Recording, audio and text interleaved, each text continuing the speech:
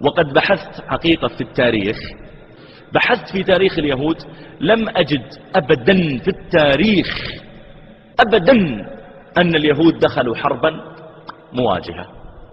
أو تصدق؟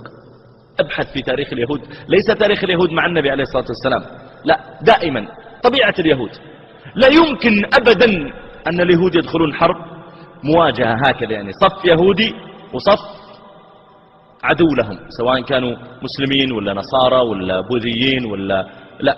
لذلك تجد أن كل ما يبكي عليه اليهود، وإذا تحدث اليهود عن تاريخهم وعن أحداث حروب وقعت، كلها يقول مذبحة لليهود، مذبحة لليهود، لأنهم ما هم برجال يدافعون عن نفسهم.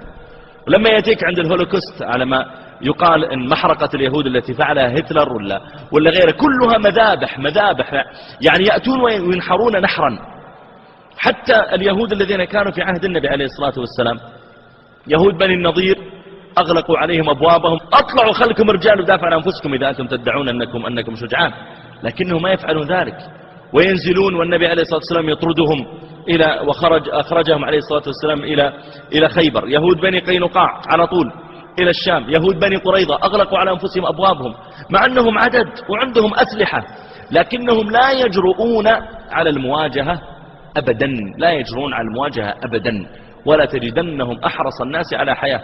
ولما حكم فيهم سعد بن معاذ رضي الله عنه أن تقتل مقاتلتهم وتسبى نساؤهم وتصادر أموالهم، جعلوا يذبحون كما تذبح النعاج.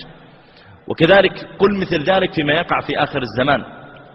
النبي عليه الصلاة والسلام ذكر أننا نقاتل اليهود، ولم يذكر صلى الله عليه وسلم عدد جيش اليهود، ولم يذكر كيفية قتالهم، ولم يذكر من هو قائدهم.